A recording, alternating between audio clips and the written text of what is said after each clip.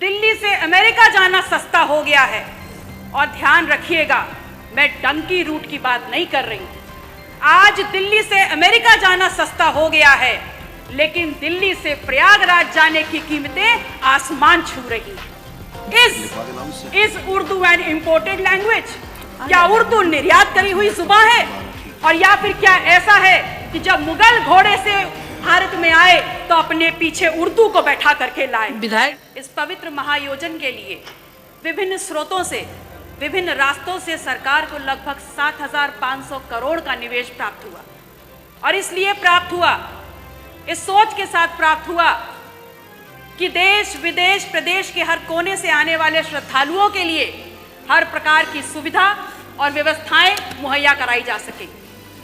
लेकिन कहना गलत नहीं होगा कि सरकार को चलाने वाले लोग और उनके चंद मुट्ठी भर अभिन्न मित्रों के लिए ये महाआयोजन आर्थिक वरदान साबित हुआ है।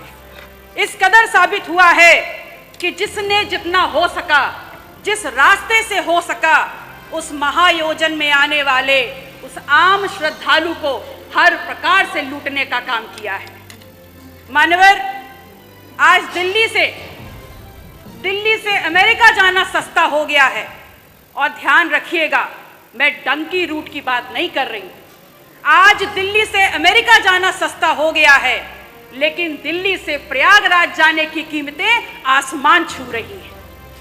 3 लाख करोड़ का आपको राजस्व मिला, और उसके बाद भी आम आदमी सुविधाओं के लिए, व्यवस्थाओं के लिए हांफता रगड़ता रोता नजर आ रहा है।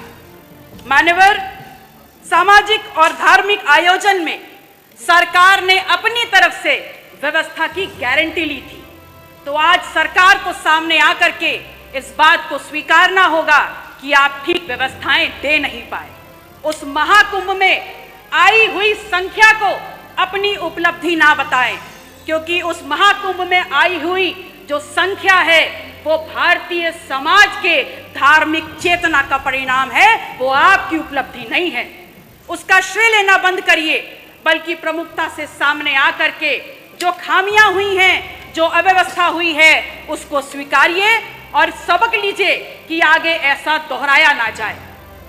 मानवर, समता समरसता के तथाकथित संदेश के साथ इस महाकुंभ का आयोजन सरकार ने किया, और सरकार इतनी निरंकुश हो गई, सरकार का प्रशासनिक अमला इतना निरंकुश हो गया कि आपने तमाम नियमों को धता बताते हुए वीआईपी कल्चर खेलना शुरू कर दिया, और इस कदर उसको आगे बढ़ा दिया कि वहां पर वर्गीय विभेद के कारण अव्यवस्था और वहां पर भगदड़ की भेंट चढ़ गया। आम जन की आस्था, आम जन की भावनाएं के साथ जो खिलवाड़ हुआ है वो महज निंदनीय मात्र नहीं है, बल्कि एक पाप है। और वो पाप इस कदर है कि किसी भी प्रकार से स्वयं मां गंगा भी उसको नहीं धो पाएंगी। कितनी देर में आएगा? आप कह रहे हैं कि विपक्ष धार्मिक आयोजन महाकुंभ पर राजनीति करता है, तो एक छोटा सा सवाल आपसे पूछ रही हूं कि ये बताइए, 22 जनवरी 2025 को जब संपूर्ण मंत्रिमंडल परिषद की वहां बैठक आपने आयोजन की थी, तो क्या आप मंत्रिमंडल के लोगों को ले जा करके वहां भजन कीर्तन करा रहे थे? वो भी तो एक राजनीतिक बैठक थी ना। तो फिर राजनीति विपक्ष कैसे कर रहा है? असल में राजनीति कंप्लीट 100% शुद्ध राजनीति तो आप कर रहे हैं, और उसमें भी इस कदर राजनीति कि आपने वहां पर भी, उस पवित्र स्थल पर भी पिछड़ों को पीछे ही छोड़ दिया। आपका नारा है सबका साथ, सबका विश्वास, सबका विकास। तो अगर बात विकास की है, अगर बात विश्वास की है, तो फिर ये बताइए कहां है विकास, कहां है सबका साथ और कहां है विश्वास? सच्चाई ये है कि तथाकथित सरपट दौड़ती विकास की इस ट्रेन को पकड़ने के चक्कर में बहुत सा सामान प्लेटफॉर्म पर पीछे छूट गया, और जो छूट गया उसमें है इस प्रदेश की आधी आबादी की सुरक्षा।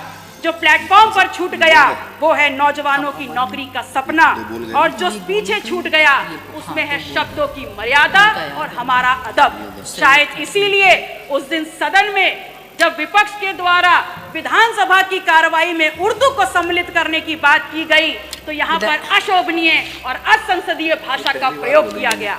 तो एक सवाल सीधे सीधे माननीय अधिष्ठाता महोदय, आपके मार्फत आपका संरक्षण लेते हुए मैं नेता सदन से पूछती हूँ, is Urdu an imported language? क्या उर्दू निर्यात करी हुई जुबान है? और या फिर क्या ऐसा है कि जब मुगल घोड़े से भारत में आए तो अपने पीछे उर्दू को बैठा करके लाए? विधायक जी, 5 मिनट हो गया। धन्यवाद। माननीय अध्यक्ष जी, 1 मिनट और। माननीय अध्यक्ष जी, मैं सिर्फ इतना कहना चाहती हूँ कि महामहिम राज्यपाल ने हालांकि थोड़ा ही भाषण पढ़ा, पर मैंने देखा हर छोर पर भारत प्रथम स्तर पर है। बड़ी प्रसन्नता हुई और अगले ही पल ये भी समझ में आ गया कि माननीय राज्यपाल महोदय की क्या गलती है, वो तो बहुत दूर से आई हैं। असल में उनको जो झूठा सच्चा लिख के दे दिया गया उन्होंने पढ़ने का काम किया। अगर सच्चाई समझना चाहते हैं तो समझ लीजिए कि NCW के 2024 के आंकड़ों में उत्तर प्रदेश यदि फर्स्ट है तो महिला के ऊपर और अपराधों में फर्स्ट है। अगर फर्स्ट है तो बाल यौन शोषण के मामलों में फर्स्ट है। कल प्रदेश के मुखिया जब सदन में बात कर रहे थे तो कुंभ में हुई दुर्घटना पर षड्यंत्र की उन्होंने एक तरफ इशारा किया। उन्होंने बताया कि खिलाफ साजिश हो रही है उनकी सरकार के और उनके खिलाफ। तो ये सवाल सिर्फ उनका नहीं है, पूरे विधायक जी धन्यवाद। धन्यवाद मैम, 30 सेकंड खत्म हो रहा है। लास्ट माथे पर कलंक लगा है। यह सिर्फ सरकार को बदनाम करने का शिकंजा नहीं है, अपितु ये समूचे उत्तर प्रदेश, पूरे सदन, चाहे पक्ष के लोग हो चाहे विपक्ष के लोग हो, ये पूरे उत्तर प्रदेश की गरिमा पर प्रहार है। कुंभ ना सरकार का आयोजन है ना भारतीय जनता पार्टी का आयोजन। ये कुंभ भारत की सांस्कृतिक विरासत है, भारतीय समाज के विभिन्न आध्यात्मिक विचारों का आयोजन है और उत्तर प्रदेश सदैव इस आयोजन की आने वाले श्रद्धालुओं की मेजबानी करता रहा है।